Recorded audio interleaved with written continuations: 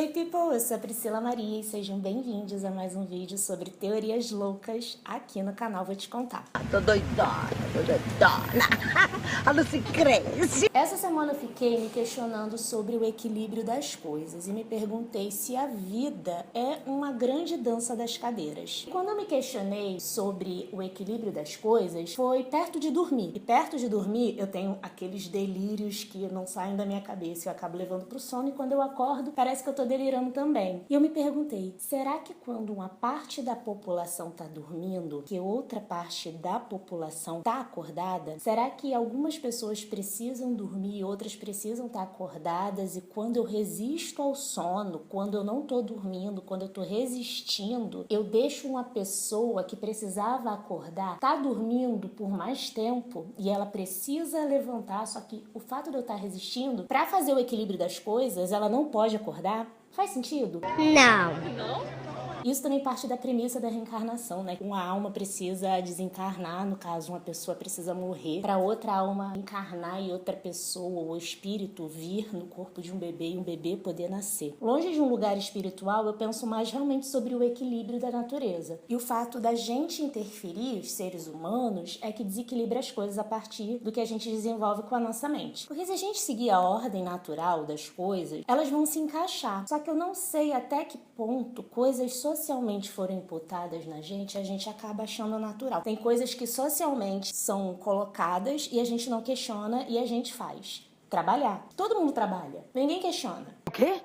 Trabalhar tá meio que dentro do você nasce, cresce, trabalha, reproduz e morre. Já pensou se todo mundo para de trabalhar? O que acontece? A gente sabe que vai ter uma grande quebra na economia, mas será que vai ter uma grande quebra na economia? Porque trabalhar não é algo natural, é algo que é colocado e imposto pra gente. Tanto que tem gente que não trabalha, e aí é um desequilíbrio, porque se você pensar que herdeiros e pessoas muito ricas não trabalham e muito mais gente trabalha, então a gente usurpou algumas coisas da natureza e coloca dentro da nossa sociedade, que existe uma questão de manipulação e colonização, só que não é natural do nosso desenvolvimento, né, se a gente for pensar. Porque o nosso desenvolvimento, se a gente parte lá de trás, né, por exemplo, dos homens das cavernas, como que eles trabalhavam? Produziam coisas para sobreviver. A gente sempre interferiu no meio ambiente. A pandemia, eu lembro que quando a gente ficou preso dentro de casa, muitas espécies voltaram a aparecer, que a gente não via há muito tempo. As crianças que nasceram na pandemia, elas são completamente diferentes da geração que nasceu antes da pandemia, que são completamente diferentes de qualquer geração que nasceu, né? Ano retrasado, eu tava me apresentando e tava apresentando uma escola para uma turma que é muito pequenininha. E aí, nessa peça, eu apresentava alguns ingredientes e tava escrito o nome dos ingredientes. E as crianças leram aquilo e eu fiquei chocada, porque eles eram muito pequenos para ler. Eu tô passada, chocada. Meu Deus. Jesus. Eu fui perguntar pra professora, elas falaram que sim, que eles sabiam ler, mas eles não sabiam escrever. Mas eles sabem digitar.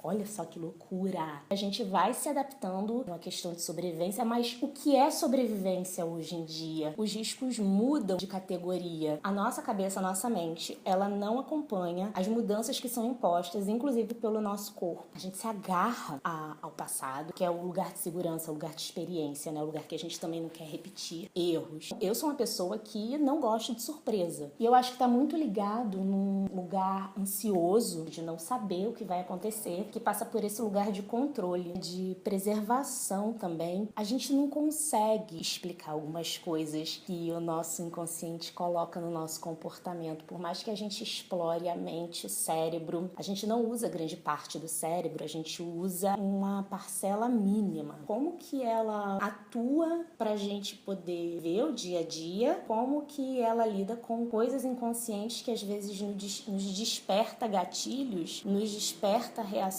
que a gente não sabe de onde vem, sabe? O cérebro não sabe, por exemplo, quando você tá sonhando e quando você tá acordada, né? Quando eu aprendi há muitos anos atrás, de às vezes ficar consciente no sonho, né? O meu cérebro, ele meio que me parou, porque eu acho que é uma questão de proteção. Quando eu vejo uma coisa muito absurda na minha frente no dia a dia, eu olho direto para as minhas mãos e conto os meus dedos para ver se tem 10 dedos, para ver se eles estão no tamanho certo, para ver se eles não estão deformados, para ver se eles não estão virados. No sonho, eu fiz isso e quando Quando eu olhava e vi 9 dedos, ou 5 dedos, e na outra mão não tinha dedo, ou eles estavam muito longos, eu pensei, tô sonhando. E aí 5 segundos depois eu acordava. Que é diferente da paralisia do sono. Você tá dormindo, e aí você desperta, só que você não consegue levantar, você fica paralisado, seu corpo fica paralisado como se você ainda estivesse ali no sono, como se você estivesse dormindo profundamente, mas você já despertou. Tem gente que fala que é a pisadeira, não sei se vocês conhecem a lenda da pisadeira. Meu nome é Pisadeira.